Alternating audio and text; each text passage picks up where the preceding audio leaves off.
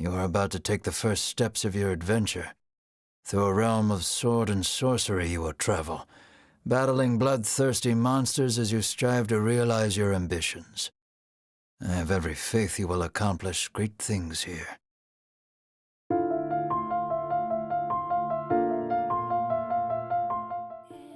It is impossible to talk about Voice of Cards without first mentioning the preceding games by its creators. The creative director Yoko Taro, executive producer Yosuke Saito, music director Keiichi Okabe, and character designer Kimihiko Fujisaka are the minds that created some of the best games of all time, and Drakengard. When it was first announced that Yoko Taro was working on a smaller title outside of the Nier series, I already knew it would be something special. Nier and its sequel Nier Automata are without a doubt two of the most impressive works to ever release within the video game medium. They tell stories that can only exist within video games, and showcase how storytelling in an interactive format is probably as good as it gets. Nier's transcendent excellence only grew with increasing Square Enix budgets. So how would the team adapt their blend of medium-defining storytelling, soul-piercing music, and rich interconnected gameplay systems into an indie-like budget?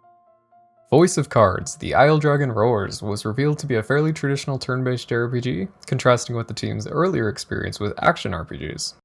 I loved that. To me, it sounded like we were about to be getting Yoko Taro's Dragon Quest, Yoko Taro's Indie Dragon Quest, Yoko Taro's Mini Dragon Quest, Yoko Taro's Dragon Questito, Yoko Taro's Dragon Quest Lite. I don't know, just keep the one that sounds best.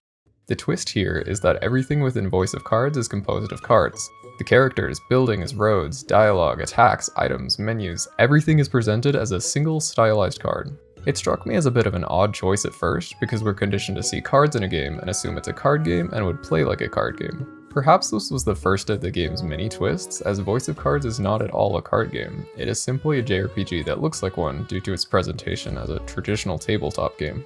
I unfortunately knew that this first impression confusion would hurt the game's chances of really permeating gaming culture at all, but hey, it shouldn't subtract from its potential brilliance either way, right? And yeah, I knew before playing Voice of Cards that it was going to be pure, unadulterated brilliance. When playing new games, I form this sort of mental resistance from trusting what a game is trying to do. I don't automatically trust games to guide me in the right direction or to plant little story details that won't unravel for another 10 hours. It's because most games don't deserve it. They don't reach a certain level where I can let this guard down and fully immerse in what it's trying to do, because its vision is usually flawed in execution. Masterpieces like Outer Wilds, Celeste, and Nier are exceptions to this. After playing one Nier game, it is apparent that every seemingly insignificant detail is probably worth scrutinizing in the next one. Dumb stuff that most games wouldn't care for you to observe can often contribute to gameplay, emotional tone, and grandiose story details as they gently unravel. This is just to say, I trusted Voice of Cards to do something interesting with its cast of characters, and to prove that the choice of card-based presentation was essential for tying everything together. And of course, I've played it now. Did the hype-fueled trust pay off? Is this a modern retro JRPG that will be remembered as an instant cult classic? Does it even scratch the surface of Nier's existential storytelling? Do Ash and Melanie look better in Kaine and Brother Nier's clothing than their white-haired counterparts? I don't know, maybe. I'm biased, the game's chill, what more could you want? The standout part of the game for me is probably the combat, so let's start with that. It is a refined, no-nonsense take on standard turn-based JRPG number decisions. Rather than using the traditional mana or MP system, Voice of Cards opts for infinitely renewable gems. Each turn, one gem is added to the gem pool on the table, acting as currency for powerful moves. Some moves use no gems, some use a lot of gems, and some can produce more gems. This effectively blends depleting mana systems with Bravely Default's turn borrowing, giving Voice of Cards a deceptively simple core mechanic that feels uniquely suited for a 10-hour adventure. Each turn, a character receives one gem. They have the choice to spend it on a modest attack or refuse to spend it and take a weak action. The gem is saved for the next character, allowing them to 2 gems. They can use both gems on a strong attack, use their single gem on a modest attack, and provide access to 2 for the next character, or save again and give the third character the chance at an even stronger attack. Not only does this twist on turn borrowing add engaging depth, it reduces excessive maintenance. With the lack of an MP system, decisions are never forcefully made concerning recovery items. Every random encounter can be treated as a real battle because of the removed fear of waste, effectively making monster battles into a testing ground for the increasingly diverse set of action cards. There is so much a feeling of choice within the combat. You choose a hand of 4 action cards for each character, which have the traditional healing, physical attacks, magical spells, gem recovery, and stat modifiers. You choose 3 of the handful of party members that complement your playstyle best, alongside armor, weapons, and accessory items. Because of the tabletop aesthetic, random chance shots are replaced with dice rolls, which are tossed only by the player pressing a button. The recurring risk versus reward decision tree is complemented by the use of small integers and simple math.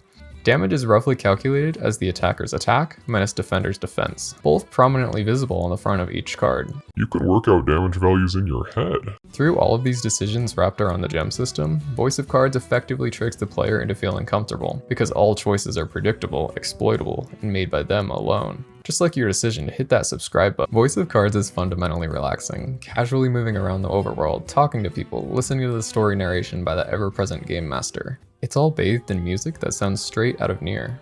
Heck, you can even buy DLC to replace the background music with remixes from Replicant. Nier's music is genuinely god tier, and Okabe's new compositions for Voice of Cards do not disappoint. It's expectedly melancholic while still reaching the highs that you'd expect in a fantasy setting. Though it does pale in comparison to either Nier or even Drakengard, it never really needed to compete because of its smaller scale. Structurally, Voice of Cards feels like a loving callback to the era of early JRPGs. You move between towns through an overworld, talking to people, fighting monsters, and clearing dungeons on the way. Each tile of the world is a card, because of course it is, making up the roads, signs, and even people. While you have the option of moving card by card, you can fast travel to already explored areas by moving the camera onto any revealed card. This is much appreciated and helps the semi-random encounters feel more justified since you'll only be running into monsters on your first time heading in a new direction. Alongside monster encounters, walking across cards can trigger event cards that add an extra flavor to travel. Without ever having played Dungeons & Dragons, I gotta say it definitely reminds me of D&D. While some of the events can be net negatives to your party, they make it feel like there's a surprise around every corner, and the bad outcomes can only occur after player failure. Most of the story events happen within towns and dungeons, interestingly made visually distinct by having cards flush next to each other rather than offset, and it's largely a story told through narration, though the game does try its hardest to animate the cards and make them feel like participants in a story. As I've alluded to before, a lot of expectations come with a script by Yoko Taro, and I gotta say, it really did not disappoint. The writing is distinctly Nier. It presents layered choices to both you and the characters that make you contemplate morally gray decisions. Here, it is combined with the Dragon Questian world building of NPCs referencing distant relations, which helps contribute to a grander feel that could have been lacking when everything is on the face of a playing card and voiced by one man. For instance, one side quest involves a woman saying her important medicine was stolen. Later, a thief can be found who says she stole the medicine for her sick child. Voice of Cards makes you choose between taking back the medicine to give to the previous owner, or letting the thief save her son. Both are bad options, and you have to deal with this. The game plants these ethical dilemmas in you early on, making you both more prepared and more fearful of later, harder decisions. Further on, you encounter a man referencing his wife and sick son in a distant town, wondering what fate fell upon them. Without spoiling the specifics, Voice of Cards feels like a heavily simplified retelling of the original Nier. I don't think the game was even trying to hide it. The protagonist Ash is a flawed, single-minded man with a sword. His companion, Mar, is a monster feared by many that wishes to do no harm. They travel with a secretive woman who hates monsters more than anything else for reasons that obviously involve her past. They are nearly direct stand-ins for Nier, Emil, and Kaine, with just a few subtle relationship differences. The story expectedly features a large, sweeping twist that makes you reconsider all previous choices leading up to the end of the game, alongside enemies that are just misunderstood and friends that should never have been trusted. Nier DNA runs so deep through Voice of Cards to the point that I'm not sure how much its creators even wanted to make something new. I don't think this is a detriment. The game plays around with your expectations because it seems to anticipate its players would be coming in as Yoko Taro enthusiasts. Voice of Cards' story is gentler, more straightforward, and less transcendent than Nier, but it works to make its rare standout moments feel significant. In this way, it really does feel like a mashup of nostalgically perfect Dragon Quest and modern radical Nier. Nier's twists are huge and often unpredictable, but they feel grounded in the context of an already shocking game. Now pull your head out of your and start helping us! Dragon Quest lulls the player into complacency with predictable, tropey choices just to play its hand when one least expects it. This fresh combination of the two is beautiful, but it cannot ever achieve the best of both worlds. The most special card that the game deals is compounding all the player choices through its systems, contrasted by randomness in the surroundings. You are in full control of what you do, but not what happens to you.